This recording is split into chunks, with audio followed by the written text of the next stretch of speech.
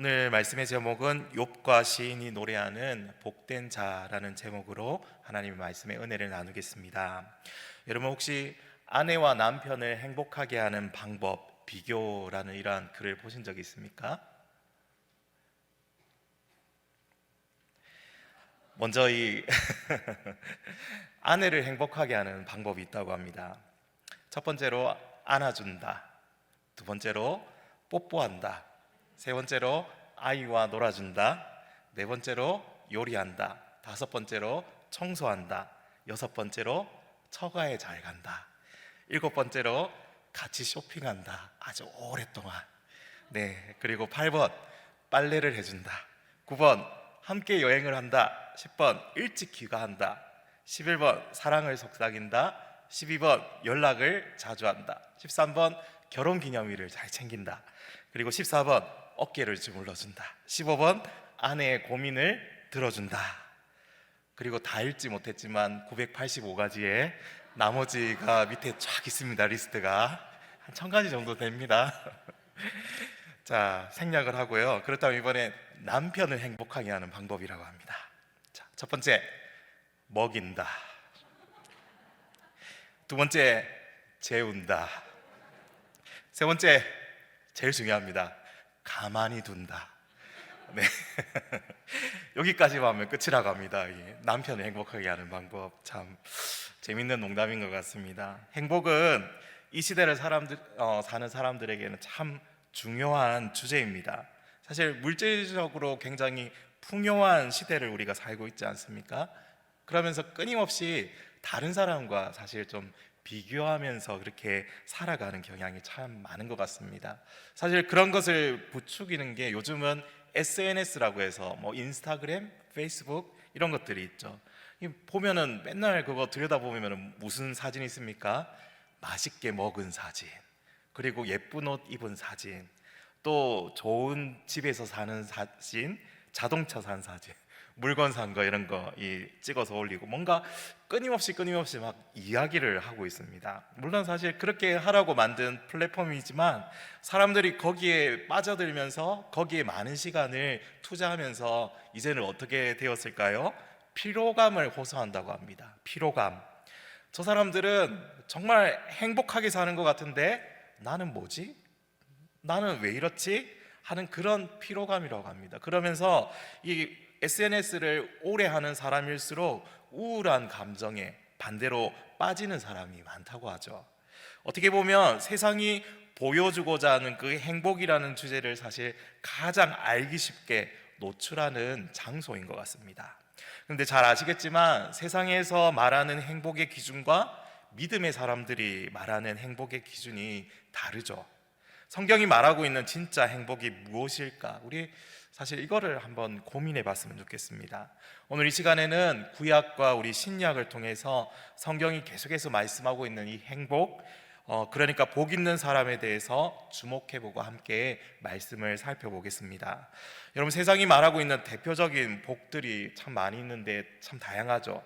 무병장수하는 복이 있고요, 물질적인 풍요, 돈이 좀 많았으면 좋겠다, 자녀들이 잘 되는 것, 그렇죠. 우리 자녀들이 잘 되어서 행복히 사는 것, 아무 어려움 없이 살아가는 것, 자신이 원하는 바를 가지고 또 이루는 것, 그리고 많은 사람들이 원하는 것 중에는 이 행운이 찾아오는 행복도 있을 겁니다. 토요일 저녁에, 그쵸? 토요일 저녁 몇 시죠? 아, 네. 잘 모르시죠? 네, 그럴 것 같습니다. 로또가 토요일 저녁에 이렇게 발표를 하죠. 행운이 찾아오는 그러한 것들. 로또 판매액이 지금 작년에 5조가 넘었다고 합니다. 작년에만. 근데 점점 늘어난다고 합니다. 대단하죠. 매년 사람들이 매주마다 이 행복을 꿈꾸면서 로또를 사고 있다는 이야기죠. 물론 이런 것들이 믿음을 가진 성도들에게 전혀 필요 없다는 것은 아닙니다. 우리가 뭐 세상을 초월해서 살아야 한다는 말도 아닙니다. 하지만 지나치게 이런 것들에만 집중하며 이것들을 얻기 위해서 그것만 붙들고 그거 얻기 위해서 살아갈 때 문제가 되는 것이죠. 여러분, 무엇이 문제입니까? 이런 장면을 보면 좋겠습니다. 사탕을 달라고 하는 아이와 사탕을 손에 들고 있는 엄마의 모습을 떠올리면 이해하기가 좀 쉬울 것 같습니다. 아이는 어떻습니까? 그 사탕에만 초점이 집중되어서 그것만 보고 있죠. 침을 흘리면서. 그 뒤에 엄마의 미소와 아이를 사랑스럽게 바라보는 그 눈빛은 아이가 보지 못하고 사탕만 달라고 떼쓰는 그러한 장면을 떠올려 보시면 되겠습니다. 엄마는 이 아이가 얼른 자라서 자기의 그 사랑을 알아주기를 원합니다. 그리고 같은 사랑의 관계로 함께 시간을 보내고 함께 살아가기를 원하는 것입니다. 하나님이 우리에게 원하시는 것은 그 신앙이 성숙해져서 그분의 사랑을 더 깊이 깨닫고 알고 하나님과 교제하면서 살아가는 그 삶을 원하시는 것입니다. 우리를 창조하신 하나님은 피조물인 우리가 이런 사탕만을 갈망하고 그것을 위해 살아가는 삶이 아니라 진정으로 진짜로 복 있는 삶을 살기를 원하시는 것이죠. 하나님의 뜻이죠. 그런데 여러분, 복 있는 삶을 살기 원하신다는 말은요, 이 하나님은 사랑이시다라는 말을 다르게 표현한 겁니다. 왜 그럴까요? 왜냐하면 사랑은 사랑하는 이 대상의 무엇을 간절히 열망하죠? 행복을 열망하게 되어 있습니다. 그래서 하나님이 사랑이시라면 하나님은 당신의 자녀가 형통하고 행복한 삶을 살아가는 것을 즐거워하신다는 것을 우리가 생각해 볼 수 있습니다. 자녀를 끔찍하게 사랑하는 부모가 이 아이를 대충대충 건성으로 돌봐준다는 것은 사실 상상하기 힘든 일이죠. 자녀의 앞길이 걱정하고 염려되어서 무엇을 더 해주면 좋을까 그렇게 노심초사하는 게 사실 부모의 이 사랑, 부모의 모습일 겁니다. 내 안정된 노후를 위해서 혹시 몰라서 자녀를 키운다 이렇게 하는 부모가 사실 있을까요? 이 세상이 요지경이라서 어쩌면 있을지도 모르겠습니다. 그러나 그것은 정상적인 부모의 마음은 아닐 것입니다. 근데 여러분 아시다시피 부모가 자녀를 사랑하는 그 사랑보다 더 높은 것이 무엇이겠습니까? 바로 우리를 향한 하나님 아버지의 완전한 사랑이죠. 하나님은 여러분을 사랑하십니다. 피상적인 상투어가 사실 아닙니다. 진짜 하나님께서 저와 여러분을 사랑하시죠. 그 사랑 때문에 하나님은 여러분이 어떻게 살기를 원하신다고요?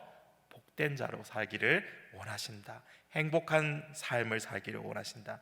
그 어떤 세상이 줄 수 있는 그 어떤 것보다도 더 높고 더 넓고 더 깊은 것이 바로 그 아버지의 사랑이시죠. 오늘 성경에서 말하는 복 있는 사람은 누구인가? 그 질문에서 우리가 이 말씀을 조금 더 살펴보기를 원합니다. 오늘 우리는 욥기의 사실 마지막 하이라이트 부분을 읽었습니다. 그리고 나서 바로 시편의 1편, 서론이죠. 어떻게 보면 시편 1편의 말씀을 연결해서 읽었습니다. 이렇게 두 권을 연결해서 읽은 이유가 있습니다. 그것은 하나님께서 우리에게 주신 성경은 그 내용뿐만 아니라 그것을 담고 있는 그 틀, 그 그릇에도 의미가 있기 때문이죠. 창세기에서 요한계시록까지 성경 66권의 이 배열이 무작위로 된 것이 아닙니다. 나 우연히 이렇게 배치된 것이 아닐 것입니다. 성경 66권의 순서에도 하나님께서 영감하셨죠. 하나님의 의도와 의미가 그 속에는 다 담겨져 있는 것입니다. 우리가 욥기 42장 마지막 장의 결론 부분인 욥의 회복과 시편 전체의 서론 부분인 시편 1편의 복 있는 자를 같이 읽었는데 그 이유는 욥이 바로 이 시편 1편에서 시인이 노래하는 바로 그 복 있는 사람이기 때문입니다.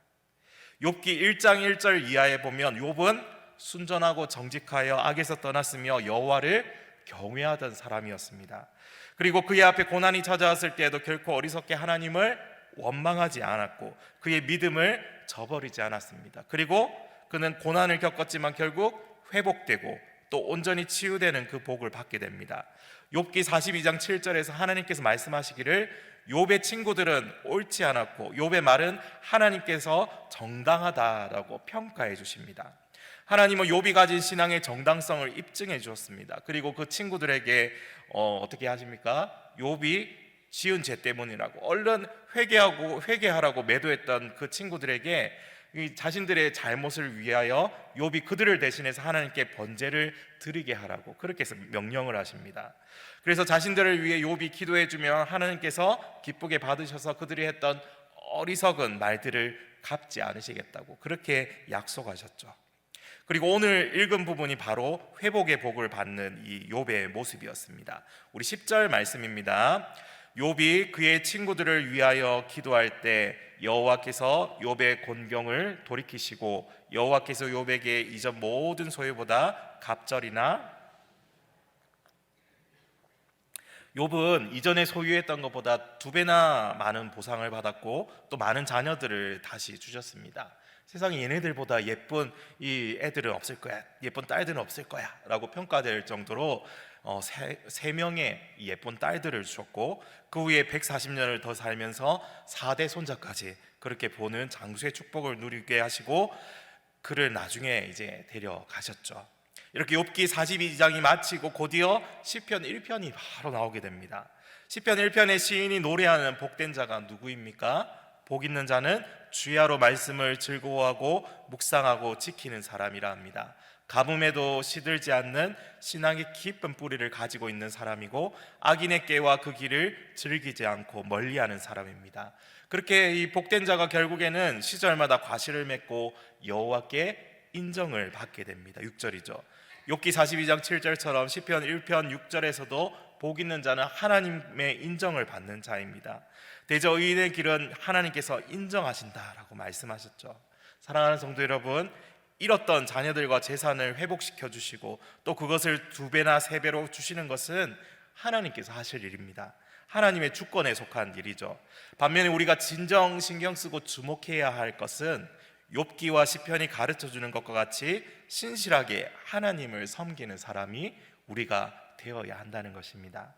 그러기 위해서 그분의 말씀에 순종하고 악은 그 어떤 모양이라도 버리고 인간적인 꾀와 잔재주를 부리는 것을 멀리해야 하는 것, 우리는 이것에 주목해 보아야 합니다. 이 말을 성경 전체가 표현하고 있는 말로 바꾸어 보면 이렇게 말할 수 있습니다. 만세반석이시고 생명의 근원 되시고 말씀이 육신이 되어 우리 가운데 거하시는 예수님에게 우리 신앙의 뿌리를, 우리 믿음의 뿌리를 깊이 내릴 때에야 우리는 진정 복 있는 사람이 된다, 이것입니다. 예수님은 누가 복 있는 사람인지 팔복을 통해서 또한 우리에게 가르쳐 주셨죠. 무엇입니까? 심령이 가난한 자, 애통하는 자, 온유한 자, 의에 줄이고 목마른 자, 긍휼히 여기는 자, 마음이 청결한 자, 화평케 하는 자, 의를 위하여 핍박을 받는 자가 복이 있다고 말씀하셨습니다. 사실 이 모든 것이 누구의 모습입니까? 예수님의 모습이죠. 그렇죠? 이번에는 복에 대해서 잘 설명하고 있는 신명기 33장 26절부터 29절의 말씀을 보면 이렇습니다. 이 말씀은 사실 모세가 모압 광야에서 죽기 전에 아셀 지파에게 했던 이 유언 중에 하나입니다.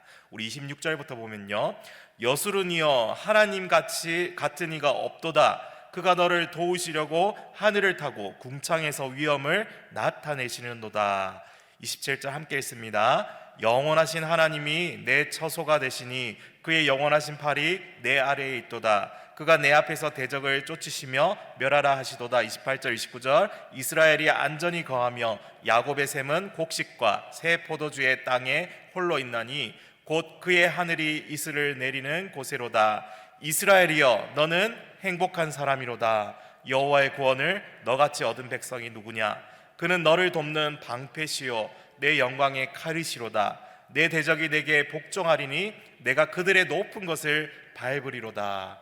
아멘. 사실 이 아셀 지파가요, 어디에 위치해 있냐면 가장 북쪽에 위치해 있습니다. 단지파가 제일 끝이라고 하는데 아셀 지파는 북서쪽 가장 끝단에 자리 잡은 지파입니다. 그래서 북방에서 아마 이 이방인들이 쳐들어오면 제일 먼저 싸워야 하는 지파 중에 하나이기도 합니다.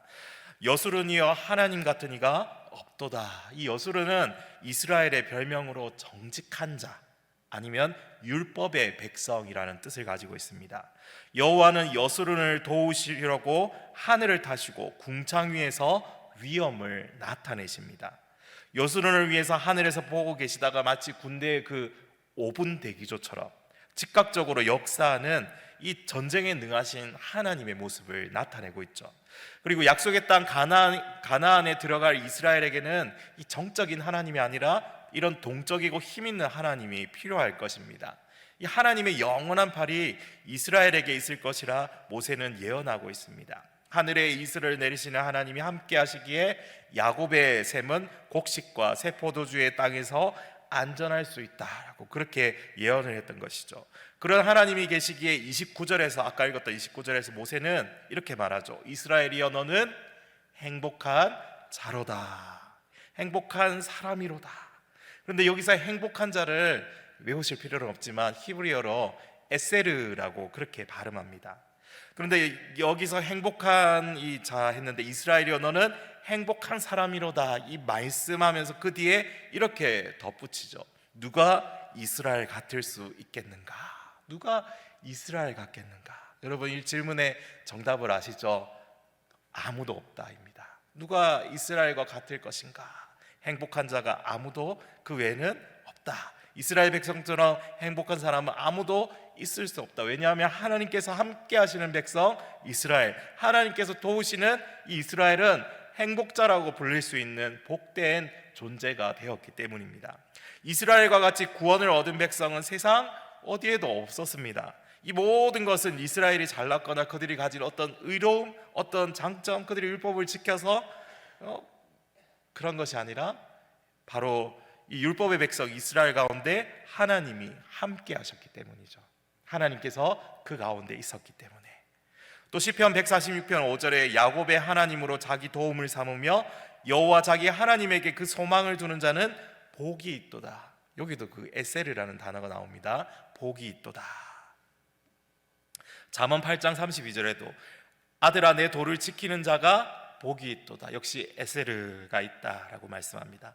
만약 하나님 앞에서 정직하고 말씀의 백성으로 살고 있으며 하나님을 피난처로 모시고 있다면 여러분이 바로 에세르 즉 복된 자가 됨을 또한 성경이 우리에게 말씀해 주고 있습니다. 그런데 우리는 여기서 멈출 수가 없죠. 성경 전체가 가리키는 복된 자가 있습니다. 바로 누구일까요? 예수 그리스도. 아까도 살펴봤지만 이 예수님이야말로 복 있는 분이시죠. 왜냐하면 시편 1편에서 시인이 노래하듯이 예수님이야말로 하나님의 말씀과 뜻을 이루는 것을 양식으로 삼으셨던 분이기 때문에 정직하시고 악을 미워하고 의를 사랑하셨기 때문에 바로 하나님의 아들이기 때문에 인간적인 관점에서 볼 때 예수님이 약 30년의 짧은 인생을 사셨고 목수여 떠돌이 선생으로 살다가 결국은 십자가 위에서 수치스럽게 죽으셨습니다. 그러나 그렇다고 해서 에세르 즉 복된 사람과 거리가 멀다고 할 수는 없습니다. 이 사도 바울은 이 만유이신 예수님 때문에 자신이 무명한 자 같으나 유명하고 죽은 자 같으나 살았고 징계를 받는 자 같으나 죽임을 당하지 않고 근심하는 자 같으나 항상 기뻐하고 가난한 자 같으나 많은 사람을 부유하게 하고 아무것도 없는 자 같으나 모든 것을 가진 자가 되었다고 이 성도가 가진 그 역설의 은혜를 그가 고백한 적이 있습니다. 이 예수님이야말로 만복의 근원이시고 생명의 떡, 생명의 말씀이시며 우리 영혼의 생수이시고 우리를 위한 시냇가와 비옥한 토양이 되어주시는 분이시죠. 그래서 우리는 주야 밤낮으로 우리 주님을 생각하면서 이 악인들의 삶의 원리를 따라 사는 것이 아니라 주님의 말씀, 그분의 삶을 따라 살아가야 한다는 것입니다. 또한 요한삼서 2절에 의하면 하나님은 우리 영혼이 잘된과 같이 어떻게 하기를 원하신다고요? 범사에 잘되기를 원하십니다. 하나님이 주시는 복은 물질과 이 회복, 건강의 회복도 사실 포함하고 있죠. 그러나 한 걸음 더 나아가서 주님이 주신 그 건강과 물질로 사실은 사랑을 실천하는 것이야말로 더 큰 복이 아닐까 그렇게 생각합니다. 우리가 가진 지식과 건강은 복이죠. 그러나 그 복이 진짜 복이 되려면 그 복을 이 하나님이 기뻐하시는 곳에 사용하는 것이 사실 진짜 복 그리고 행복이 될 것입니다. 그래서 우리는 늘 가난한 자들을 위해서 또한 섬기며 주님의 사랑을 전하는 것이 사실 이 복된 삶의 또한 시작점인 줄 믿습니다. 고난의 터널 속에 있는 자, 건강의 문제와 경제적인 궁핍과 같은 시련을 겪는 자 역시 복된 자로 살도록 우리가 위로하고 일으켜주고 세우는 것이 주님께 먼저 복받은 우리가 해야 할 또한 중요한 역할인 것입니다. 욥과 시인이 노래하듯이 주님의 계명을 더욱 굳게 붙잡고 악을 멀리하고 믿음의 뿌리를 견고히 내리고 악한 꾀를 따르지 않는 것, 사실 말로는 누구나 다 그렇게 살아야 하지 마음속으로 또 그렇게 생각할 것입니다. 하지만 실제 우리 삶은 어떻습니까? 올해는 말씀을 더 많이 읽고 더 열심히 기도해야지 그랬는데 엊그제 같은데 지금도 그 결심을 잘 지키고 계십니까? 저도 그렇고 여러분도 그렇지만 참 쉽지 않죠. 참 어렵습니다. 이게 아무리 견고한 결심이라도 거기에 조그만한 이 틈이 생기면 나중에는 구멍이 점점 커져가 나중에 이 허물어지지 않습니까? 그러면 우리는 어떻게 해야 합니까? 다시 또 보수해야죠. 무너졌으면 다시 일으키고, 무너진 결심을 다시 일으키고, 내 힘으로 안 되는 거지 하면서 우리 주님 앞에 끊임없이 계속해서 나아가 기도하며 엎드려야 하겠습니다. 우리 새벽에도 기도하고, 금요 애낙고래 때도 우리 더 열심히 나와서 기도하고, 수요 예배 때도 말씀 듣고 매일 또 우리 말씀 읽고 큐티하고 묵상하고 이 몸부림치고 신앙이 퇴보하지 않도록 뒤로 물러서지 않도록 마음과 뜻을 계속해서 새롭게 하고 묵은 땅을 기경하며 도전하고 또 도전하면서 적극적으로 우리 삶에서 이 영적인 싸움에서 부딪혀 나가야 되겠습니다. 하나님은 우리에게 복을 주시기 위해서 이미 다 준비해 두셨는데 구하고 찾고 두드리면 되는데 우리는 가만히 앉아서 은혜의 배가 떨어지기를 기다리는 것은 사실 어리석은 일일 것입니다. 우리 가정과 일터와 교회에서 어디서든지 주님을 생각하고 그 주님의 말씀을 듣기 위해 성경을 가까이 하며 주님의 뜻을 깨달아 알기 위해 기도하는 그 사람을 어찌 하나님께서 복된 자로 만들어 주시지 않겠습니까? 사도 바울의 표현처럼 괴수와 같은 죄인인 우리에게 구원이라는 넘치도록 과분한 복을 내려주신 하나님, 그분으로부터 우리 성도가 받고 누리는 복과 은혜와 사랑은 환경에 따라서 변하거나 사라지는 것이 결코 아닌 것입니다. 주님은 오늘도 우리와 함께 하시기를 원하며 복 주시기를 원하며 은혜 베푸시기를 원하시는 하나님이심을 믿습니다. 민수기 6장에 나오는 말씀이죠. 여호와는 내게 복을 주시기를 원하고 너를 지키시기를 원하며 여호와는 그의 얼굴을 내게 비추사 은혜 베푸시기를 원하며 여호와는 그 얼굴을 내게로 향하여 드사 평강 주시기를 원하노라. 아멘. 우리를 잠잠히 사랑하시는 주님, 우리의 이름을 부르시며 즐거워하시는 그 기뻐하시는 하나님, 복을 주시고 지키시기를 원하며 은혜 베푸시고 평강 주시기를 원하시는 하나님을 바라보시기를 바랍니다. 혹시 지금 내 삶이 행복하지 않다고 느껴진다면 사랑하는 여러분, 안타까워하고 목말라하고 갈망하십시오. 주님께서 은혜 받을 자에게 은혜 주시는 하나님이라고 하셨습니다. 사모하는 영혼을 결코 빈손으로 돌려보내지 않으시는 우리의 아버지십니다. 사랑하는 성도 여러분, 욥과 시인이 말하고 있는 이 복 있는 자는 누구입니까? 바로 저와 여러분 아닙니까? 주님의 말씀을 두려워할 줄 알며 그 말씀 안에서 살아가고자 순종함으로 인내하며 하나님을 사랑하기에 악을 멀리하고 우리의 반석이여 부활의 주님께 믿음의 뿌리를 견고히 내리며 살아가는 그런 행복한 사람으로 살아가는 우리가 바로 복 있는 사람들입니다. 그토록 보배롭고 존귀하게 우리를 사랑하시는 하나님을 세상이 그 무엇보다도 귀하게 여기며 살아가는 사람, 그 사람이 바로 복된 사람, 그 사람이 바로 행복한 사람입니다. 세상이 무너져 내리고 환경이 변하고 사람들이 변해도 결코 요동하며 흔들리지 않는 반석이신 그 주님을 붙들고 살아가는 그 사람, 바로 저와 여러분들 성도들인 것이죠. 그 복된 삶을 여러분 갈망합시다. 그 복된 삶을 추구하며 진리의 말씀이 인도하는 대로 걸어갑시다. 여러분 19세기의 기도의 사람 누군지 아시나요? 혹시 19세기의 기도의 사람 하면 딱 떠오르는 사람, 5만 번 기도의 응답을 받았던 누구죠? 3만 번이었나요? 제가 잘못 말했나요? 조지 뮬러가 있었죠. 조지 뮬러. 이 사람이 이런 글을 남겼습니다. 나는 내가 매일 해야 하는 가장 우선되고 중요한 일은 주 안에서 내 영혼이 행복해지는 것임을 이전보다 더 분명하게 알게 되었다. 내가 맨 먼저 관심을 기울여야 하는 것은 내가 얼마나 주님을 섬겨야 하는가 혹은 내가 어떻게 주님을 영화롭게 해드릴까 하는 것이 아니다. 도리어 어떻게 나의 영혼이 행복해질까, 어떻게 내적인 존재가 성숙해질 것인가 하는 것이다. 왜 그런가? 불신자 앞에서 진리를 전할 수도 있다. 신자들의 유익을 위해 애쓰는 사람이 될 수도 있다. 낙심한 자를 위로할 수도 있다. 그 밖에 여러 모양으로 이 세상에서 하나님의 자녀인 듯 행동할 수도 있다. 하지만 주 안에서 행복하지 않고 속사람이 매일 성숙하고 강건해지지 않는다면 이 모든 것을 올바른 정신으로 행하지는 못할 것이다.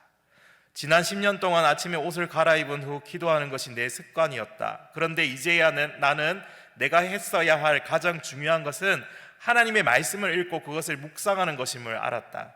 그것으로 내 마음이 위로와 격려를 받고 경고와 질책을 들으며 훈계를 받을 수도 있기 때문이다. 하나님의 자녀가 해야 할 가장 중요한 일은 매일 아침 자기 속사람을 위한 양식을 얻는 것임을 나는 다른 어떤 일 못지않게 확신한다.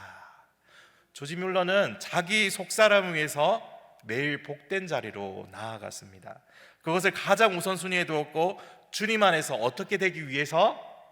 행복한 자가 되기 위해서, 주님 안에서 복된 자가 되기 위해서 계속해서 말씀과 기도의 자리를 지키며 그 우선순위에 나아갔던 것이죠. 사랑하는 성도 여러분, 여러분은 어디에 관심을 두며 살아가고 있습니까? 무엇의 우선순위를 혹시 빼앗기며 살아가고 있습니까? 욥과 시인이 노래하고 있는 복 있는 자의 삶을 내버려 두고 어디로 향하고 있습니까? 하나님 외에 무엇을 위안거리로 삼고 살아가고 있습니까?